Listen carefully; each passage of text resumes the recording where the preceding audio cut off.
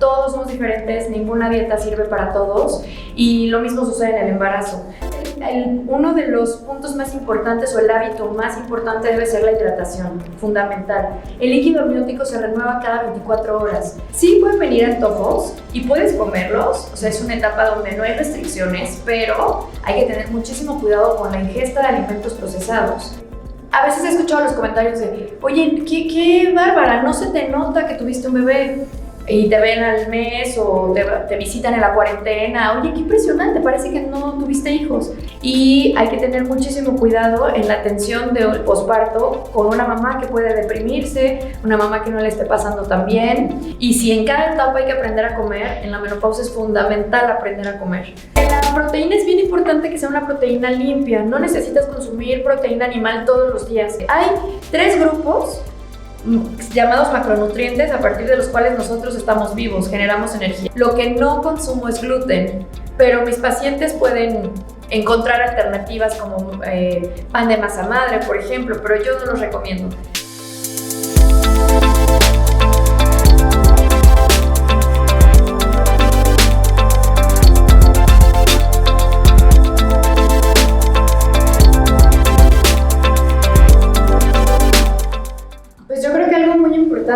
A considerar es que esta etapa no, como todo en la vida nos pasa diferente. Algo fundamental de la nutrición consciente es que no todos somos iguales. Hay un principio de bioindividualidad que precisamente es todos somos diferentes, ninguna dieta sirve para todos y lo mismo sucede en el embarazo. Si tú eres mamá o conociste a una mamá cercana, sabes que siendo la misma mamá y varios embarazos, todos son diferentes. Entonces lo importante es que cada quien pueda encontrar el estilo de vida que pueda sostener y el estilo de alimentación que pueda vivir en esta etapa. Yo recuerdo que al principio, cuando estaba embarazada de mi primer bebé, pues no tenía idea de los malestares que podíamos vivir, no todas, pero a mí en lo personal el primer trimestre fue muy duro y últimamente coincide que atiendo a bastantes embarazadas que el primer trimestre ha sido terrible, náuseas, vómitos, una hinchazón por las tardes. Entonces es importante primero hacer como conciencia de esos síntomas que estás sintiendo para poder enfrentarlos, ya sea con la alimentación o con otras técnicas. Claro, que no estás sola, ¿no? En este momento. Que no estás sola, porque además es bien difícil de repente encontrarte un grupo de embarazadas que les está yendo perfecto, ¿no? Y entonces tú eres la rara ahí a la que le va muy mal y esa situación también la viví y fue complicado, ¿no? Tenía cerca de 1000 personas embarazadas que no tenían ningún síntoma. Entonces de pronto buscaba yo esa identificación con alguien que le estuviera pasando igual que yo. Y después, también eso es importante, el grupo de acompañamiento, un profesional que te pueda guiar en esta etapa de vida, porque todos comemos diferente según nuestra etapa. No nos alimentamos igual en la niñez, no nos alimentamos igual o no deberíamos alimentarnos igual en la adolescencia y mucho menos en la etapa del embarazo. Tiene otros requerimientos, otros cuidados y hay alimentos, por ejemplo, que no están permitidos para cuidar la salud de tu bebé, para que tengas un buen desarrollo durante los 9 meses.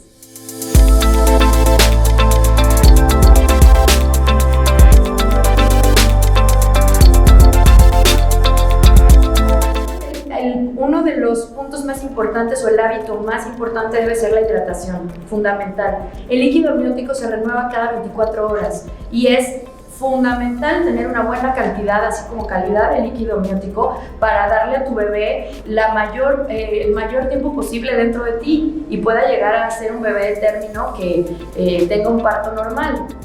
La hidratación consiste básicamente en calcular tu peso cuando estás embarazada y este va aumentando. Tu peso se multiplica por 0.33 y obtienes un aproximado de la cantidad de agua o litros que tienes que beber en el día. Puedes distribuirlos, pero lo ideal sería siempre que sean las primeras horas. Si, vamos a poner un ejemplo, si la fórmula te arroja 2 litros al día, lo ideal sería que el primer litro lo tomaras en ayunas o muy cercano a tu desayuno. Porque nosotros estamos compuestos básicamente de agua, entonces le das a tu cuerpo más de ese elemento básico que necesita para vivir las primeras horas del día y tienes un buen arranque durante tu día.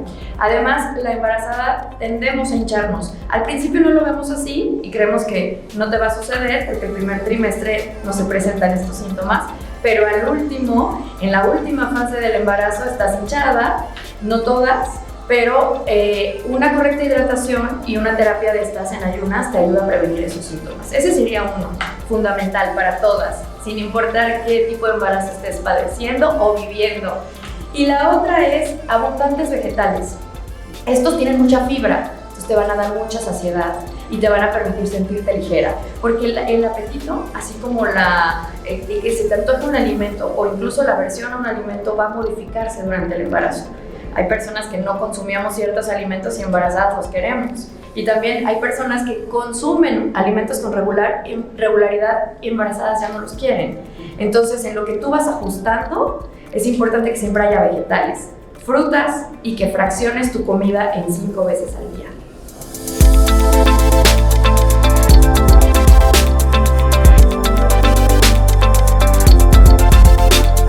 A mí no me pasó, yo tenía aversión por todos los alimentos. Yo pensaba, ojalá que cuando mi bebé nazca yo vuelva a comer lo que comía, porque sí tuve bastante aversión a ciertos alimentos, pero sí hay embarazadas con gustos muy precisos. Ayer justamente atendía a una paciente que ella decía, es que yo necesito cosas picosas. Entonces buscaba piña con chile o buscaba ciertos antojos que ella sentía la necesidad de consumir esto y así calmaban las náuseas. Sí pueden venir antojos y puedes comerlos, o sea, es una etapa donde no hay restricciones, pero hay que tener muchísimo cuidado con la ingesta de alimentos procesados, que es una diferencia importante. No es lo mismo que de repente sea una excepción estar comiendo pan a que se vuelva algo de parte de mi rutina y de mi alimentación habitual los 9 meses. Porque sé que existe por ahí la frase comamos por 2, pero es un mito. Realmente no necesito comer por 2. Voy a ponerte un ejemplo. El primer trimestre no necesitamos aumentar calorías. El segundo puede aumentarse un poco y en el último un poco. Pero realmente nunca comer por 2. No lo necesito. El cuerpo es demasiado inteligente, administra la energía y administra la calidad de esta energía. Entonces es bien importante poner por encima los alimentos procesados, alimentos naturales, porque esta es energía de calidad. ¿Y cuáles son los procesados? Pues repostería, postres, jarabes, endulzantes, helados, yogurts endulzados, este tipo de antojos que realmente no los tienen muchas embarazadas. Es como también un mito, ¿no? Pero bueno, lo importante es no hacerlos de manera recurrente.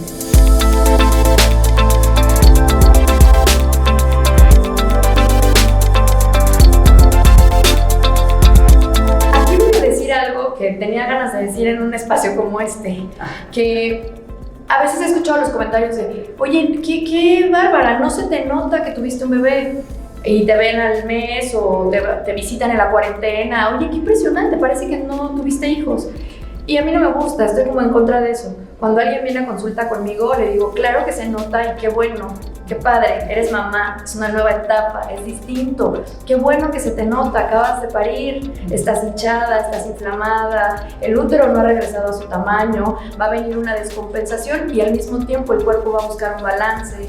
Entonces date tiempo, sé paciente, no hay que ser tan duras con uno misma y a mí me gusta mucho compartir ya no eres la misma, entonces no tienes por qué estar con el mismo cuerpo, probablemente en la misma talla, no de manera instantánea o al terminar la cuarentena, ahora somos otras, o sea, somos mamás. Y se ha inaugurado como un nuevo rol en tu vida. O sea, si antes eras una esposa, una amiga, una hermana, pues llegó un nuevo rol y con ese rol llegaron los cambios. Entonces hay que tener paciencia porque no soy pro dietas de en 15 días después del parto estás como nueva o eres la misma. No, ni vas a estar como nueva, ni vas a ser la misma.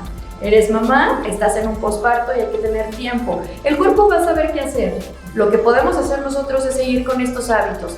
Yo siempre digo, alimentos procesados no, son sumamente inflamatorios. Ahí está en la lista de todos los alimentos que en la lista de ingredientes tengan más de 3. Eso es un alimento altamente procesado. Entonces esos hay que huir, no tanto por regresar al peso, sino por salud, pero hay que ser pacientes. En la cuarentena te va a ayudar muchísimo los alimentos desinflamatorios como los jugos, Los jugos verdes ayudan bastante, eliminas líquidos retenidos, restos de anestesia si tu parto fue asistido o cesárea.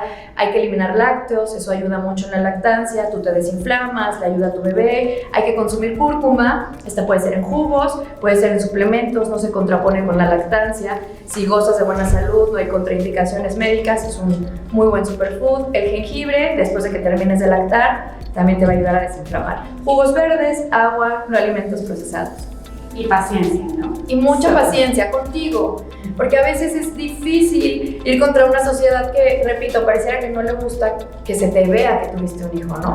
O sea, estás como nueva, parece que no eres mamá. No, sí soy mamá y estoy en el posparto y obviamente que te va a gustar regresar a tu peso, pero hay técnicas después para hacerlo. Ahorita estás en las desveladas, el cuerpo está limpiándose de una anestesia si fue cesárea, entonces el propio cuerpo se aferra a almacenar grasa. Y si estás lactando, el cuerpo, como una manera de protegerse y como una manera de mejorar la producción de leche, va a almacenar grasa. Entonces también no lo vas a poder lograr tan fácil.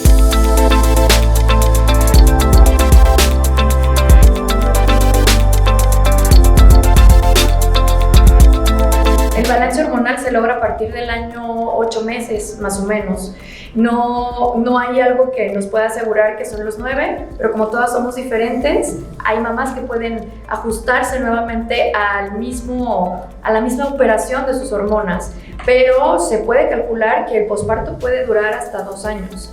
Y hay que tener muchísimo cuidado en la atención del posparto con una mamá que puede deprimirse, una mamá que no le esté pasando tan bien y que pueda necesitar ayuda. La alimentación ayuda bastante, pero se necesita de otro acompañamiento.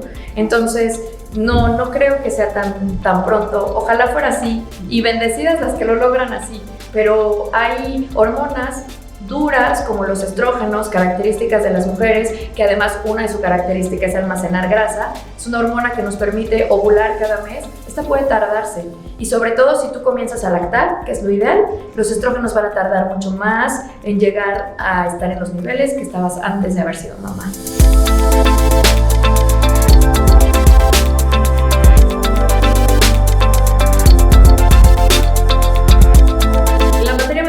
Que deberíamos de llevar desde la primaria es la nutrición, pero nadie la lleva. Tristemente no la llevan ni los médicos en una carrera convencional. Los médicos funcionales sí, pero nutrición es lo que dejamos hasta el último. Y si en cada etapa hay que aprender a comer, en la menopausia es fundamental aprender a comer, porque de esa manera puedes controlar síntomas que van a venir con esta nueva etapa precisamente que llega a tu vida. Entonces, todos estos síntomas que se experimentan como bochornos, ansiedad, insomnio, ganancia de peso, de perder el apetito sexual, incluso estar deprimida, triste, todos estos síntomas pueden aminorarse y hay incluso mujeres que no los pasan cuando hay una alimentación correcta. Básicamente el protagonista de la alimentación en la menopausia son las proteínas de calidad. Es cuando tienes que hacer un cálculo de lo que tú necesitas según tu peso para poder no faltarle a este macronutriente que te va a dar toda la construcción de la nueva etapa que está llegando. En la perimenopausia, que es la etapa previa a que se implemente la menopausia en tu vida, es donde se experimentan los síntomas. El cuerpo está en la transición y pareciera que viene una adolescencia distinta, obviamente, porque la mujer deja ese periodo de fertilidad, deja de ovular, entonces estrógenos y progesterona al piso, que son las hormonas que nos permiten estar en una etapa reproductiva. Y ahí hay que apoyar, hay que suplir de manera natural, consumir, por ejemplo, bastantes fresas, blueberries o arándanos deshidratados sin endulzar, que son fuente importante de la construcción de estrógenos, brócoli, coliflor, zarzamoras, sí. Almendras, no es de la India, no es pecana, es momento de hacer los jugos verdes si eres candidata a tomarlos para poder combatir estos síntomas y que la implementación de la menopausia llegue bien. Es bien importante para la mujer aquí tener técnicas de manejo de estrés muy importantes, son muy parecidas a las del posparto. Caminar descalza, hacer conexión con tierra. Si no tienes jardín o tierra húmeda, puedes caminar descalza sobre pavimento mojado, hacerlo como parte de un hábito. Así como te haces el desayuno, sal y camina descalza con 15 minutos. Hay muchísima información de cómo logramos una descarga eléctrica con la tierra y entonces podemos descargar estrés acumulado. se hace este hábito tomando el sol. De esta manera activamos vitamina D, te relajas, porque en la menopausia hay insomnio, es uno de los síntomas más recurrentes. Entonces tomar el sol, caminar descalza, beber agua, esto te ayuda a combatir el insomnio, por ejemplo.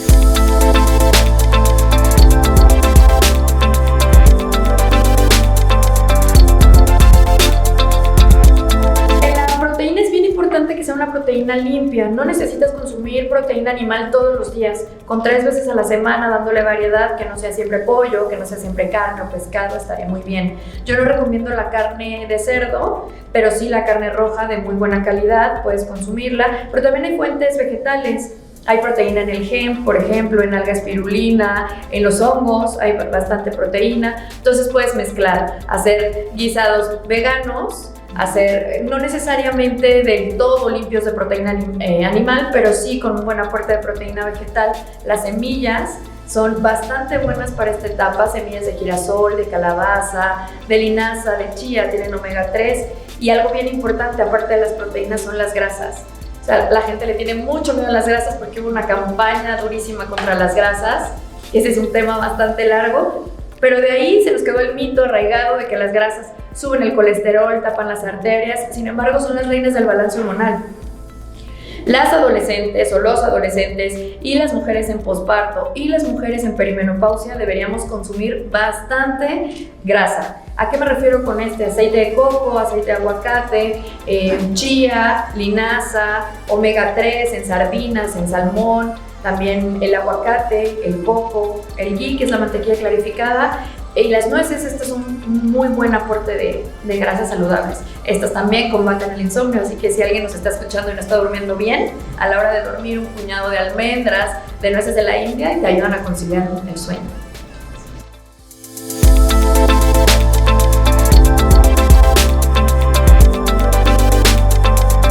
Con el rol de la mamá llegan 1000 roles, ¿no? Sí. Entonces eres chofer, porrista y cocinera y atiendes y psicóloga y motivadora, y es increíble, ¿no? Bueno, a mí me está gustando esta etapa, y por mis hijos empecé a hacer este trabajo como público. La gente me decía, oye, ¿por qué lo que haces no lo subes en redes? ¿Por qué nada más estás atendiendo ahí y alguien más conoce tu trabajo? Y entonces por eso surgió Cocina Saludable, justo por lo que me acabas de preguntar, porque era como, bueno, sí, proteínas y grasas y todo, y ahora ¿cómo lo uso? Entonces la gente puede ver las recetas que hago ahí, y justamente lo que dices es bien importante. Hay 3 grupos llamados macronutrientes a partir de los cuales nosotros estamos vivos, generamos energía. Son las grasas, proteínas y carbohidratos. Entonces, un tip rapidísimo: tus proteínas deben ser las protagonistas. Entonces ahí puedes hacer la misma proteína para todos. Voy a poner un ejemplo, voy a guisar tinga de pollo y va a ser la misma proteína para todos. Y tengo hijos de diferentes edades,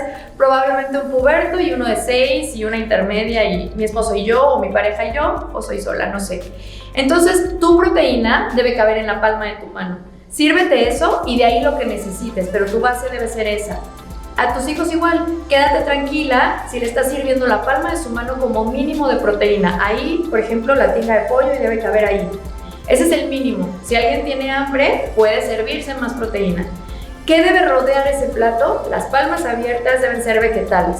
2 opciones: crudos, te da muy buena alimentación para los probióticos, da probióticos para tu flora intestinal. Entonces, si tienes alimentación cruda, eso es buenísimo. ¿Qué puede ser? Hojas de lechuga, pepino, bastones de zanahoria, bastones de jícama, y va un poquito crudo. Y algo salteado. Si tus hijos no lo aceptan muy bien, entonces en la tinga mete jitomate, mete cebolla, mete cilantro, o muele para que en la salsita haya y ellos no sientan si no aceptan los vegetales. Entonces, de esa manera, con las palmas abiertas ofreces carbohidratos, que son los vegetales. Y luego hay carbohidratos complejos que les van a dar energía. Ahí puedes meter papa, puedes meter camote, puedes meter frijoles, lentejas, garbanzos, lo que cada quien apetezca. Si estás cuidando tu peso como mamá, generalmente un promedio de una mamá mexicana entre unos 60 aproximadamente y 50 kilos, con un cuarto o un tercio de legumbres estás perfecta, y ahí mides tu ingesta calórica.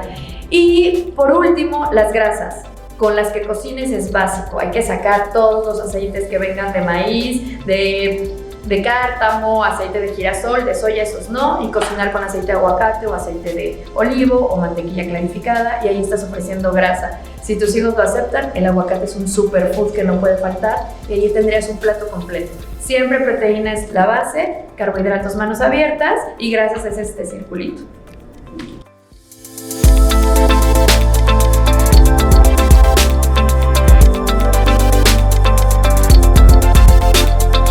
Claro que sí, el arroz entra dentro de los cereales y puede entrar ahí con legumbres, por ejemplo, con esta recomendación del 1/3 de taza o 1/4 para mamá, y los demás abierto, lo que necesiten, lo que requieran. En los niños no hay medición de ingesta calórica, salvo que estén en algún padecimiento. O sea, tristemente los padecimientos de obesidad, alteración del síndrome metabólico o diabetes tipo 2 en los niños está con un índice altísimo. Pero si no hay ese problema, puedes ofrecerle sin tema. Lo que no consumo es gluten, pero mis pacientes pueden encontrar alternativas como pan de masa madre, por ejemplo, pero yo no los recomiendo. El gluten para mí es un cereal que no deberíamos consumir, pero dentro de los cereales sí consumo avena, la recomiendo, sí consumo quinoa y sí consumo arroz, por ejemplo. Entonces esos pueden entrar ahí.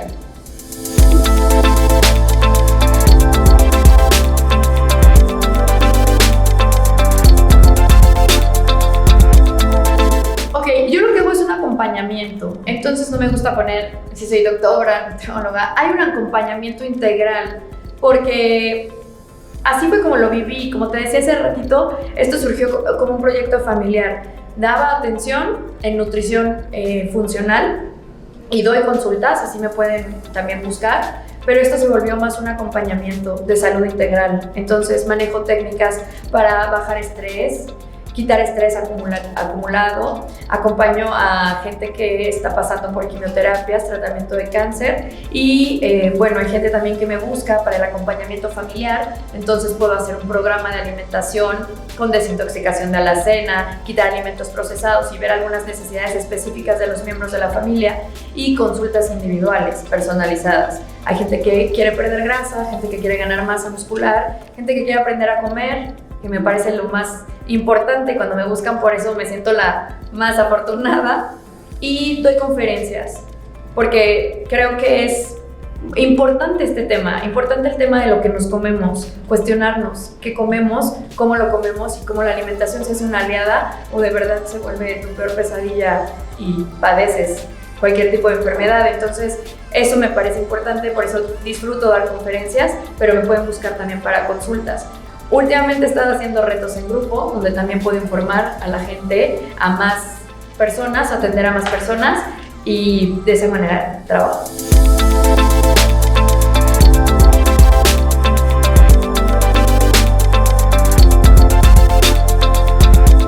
¿Qué pueden ver mis recetas? Una manera muy fácil que he encontrado como de comunicarme con la gente es a través de las historias. Entonces agradezco mucho a las personas que ven las historias, porque ahí subo el lunch diario, subo el menú de la casa y pueden ver lo que comemos, lo que cocino, bajar recetas, hacerme preguntas. Entonces esa ha sido una forma bonita y padre de comunicarme con los que me siguen.